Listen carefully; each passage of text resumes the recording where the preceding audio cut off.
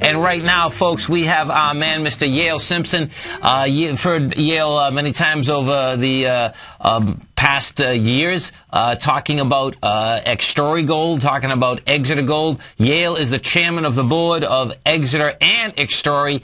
Now, for all you folks up in the New England area, maybe even there's plenty of folks that coming out of the southeast also. Coming May 14th and May 15th, up in good old Manhattan, we have the Hard Asset Show. Yale's going to be up there, beautiful booth, May 14th and May 15th. You can come on in and join us. We're going to have a booth up there also. And, of course, you can also come over to our website at TFNN. And as we're going through this interview right now, what you're going to see is that you're going to see Extorre right on the front page. You can hit it. And Extorre themselves, Extorre.com, has some phenomenal videos, folks, right there. Yale Simpson, welcome back to TFNN. It's good to talk to you again, Tom. How you been, man?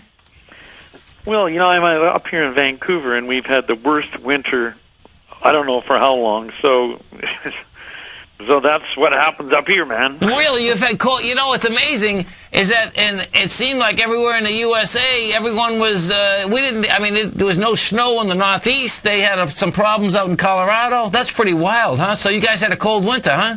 And record snows for the skiers. Amazing. Well, that's good for the skiers. That's good for the skiers. Yeah. Well, here, if you can tell us, first off, I'm telling you, the videos you got up in Extorre are absolutely phenomenal, man. They're just absolutely great, really getting to understand. But, of course, there's a lot of people in their cars in rush hour in the United States right now.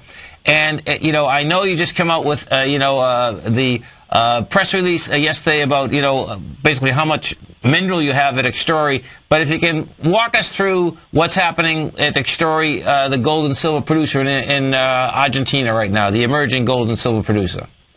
Yeah, just, as a snapshot for all your listeners, there's a real value creation opportunity when you follow a company that's going from the explorer, where it's very high risk drilling holes, into the production. Yes. Once a company achieves production, it's like a biomedical that goes from your trial stage to production. It's right. A huge difference in valuation, and we're just entering that now. We've finished our economic analysis. It came out this week. It showed how much gold and silver will produce, how long the mine life will be, what the cash costs will be, and we're certainly, by all the research analysts that follow us, we're being rebadged as one of the new emerging producers. So it's a big week for us. Sure. It's amazing, Yale, too. And folks, depending how long you've been listening to my program, the TFNN, or seeing us at the Hard Asset Shows or the Traders Expos or the Money Shows, I remember the first time that I interviewed you, that you were just getting the cash to put the drills up in Extorre, and because that's when it was part of Extorre. Actually, it's amazing how time goes, right? Yeah, well, don't remind us all, but it's the mining game is different from so many things. We acquired this project in 2003. Yes, I think we spent close on $70 million over like 9 years. We're now ready to, kind of getting pretty close to a production decision, push the buttons and build the mine. And you look how long that takes. I mean, that's a third of somebody's career. Yes, no. Dedicated to this. And fortunately for us, we've come up with a project here that, just initially it has a 9-year life of production, but producing a lot of gold. For this one, it's 248,000 ounces a year, what we call gold equivalent, because half of that is silver. But yes, 248,000 ounces of gold a year, and you do the math on what 250,000 ounces is worth. When you multiply it by $1,600 an ounce, it's huge development. But it takes 9 years. Yes. Well, I remember that's where we are now. When you were explaining, and picture this, folks, no matter where you are right now, where you're driving, picture that as far out as you're looking, that is Yale's backyard. And when he's saying about the amount of $70 million, well, every one of those drills, and I remember you saying, well, I want to keep drilling out because it keeps getting better and better. So I mean, it's amazing watching it, and of course you kept drilling out, and the backyard kept getting larger. Well, that's, you know, when an investor is invested in any junior company, whether it's a gold company or a widget company, it's all about growth. If you want your dividend, you can go buy IBM. But when it comes to companies like ours, it's about growth. And the only way we can grow once we're in production, then there's only two reasons to own you. One is that you think gold price is going to go so much higher that you want exposure to it. Or the second one is they're going to continue the growth profile. And our growth profile over the 9 years when I started it, I mean, I'm a founder of the company, to where we are now is, I think it's been 160% a year, compounded or something. Right. And that's really where we will continue to go. And keeping those drills turning, I mean, a drill is out there in the frontier, as far as you can see when you look out, drilling holes to make a new find. And we've been very good at that. I think last year we added 1 million ounces. Is what we put together last year. Okay, so we have an emerging gold and silver producer.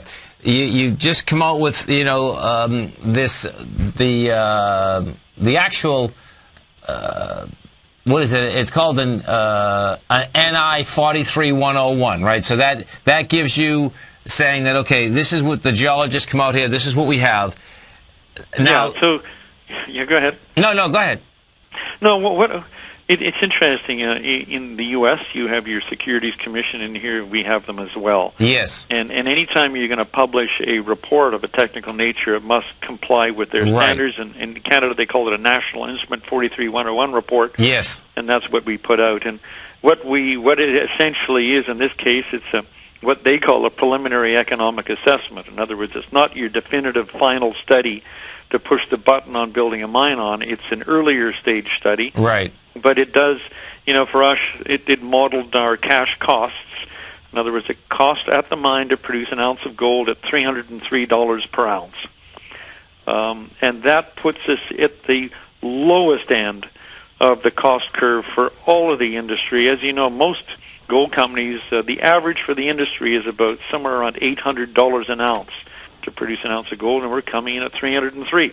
Well, I'll tell you, looking at Newmont Mining lately, it looks like something's wrong with that stock. I mean, it looks like their cash cost must going to be coming at $2,000 or something. It's hard. You know what I'm saying? It's hard to tell. It's like, okay, what just happened here? You know, it's intriguing for me as a larger company. It's like, man, okay, something's going on there. Yeah, well, I don't. We're not Newmont, thank goodness. No, listen, I understand, but you know, it's like it's intriguing. The next step that Extorre would be doing, is it going to be a feasibility to build a mine? What is the next step that comes into play now? The next step is, now that we have these economics, the next step for us is to begin, and you should expect an announcement from us in the coming weeks, the beginning of the underground development. So we will begin our underground tunneling. Okay. We must get into the deposit because it's not sticking out of the ground. We must start tunneling into it, and we will announce that shortly. After that, the next announcement is that we have the clearance from the government to proceed at the scale that we want. We had a clearance to build this at one scale, but we found a lot of gold last year, and so we need to get approval to upsize the whole operation, and that approval should come about mid-year, all other things being equal. So this is moving towards a production decision, but we need to begin the underground development anyway, because that's part of what we will do.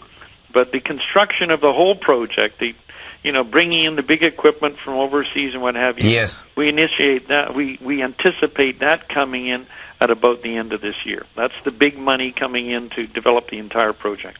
And let me ask you, we know politics is always coming into play. What are the politics right now about where you're developing this mine?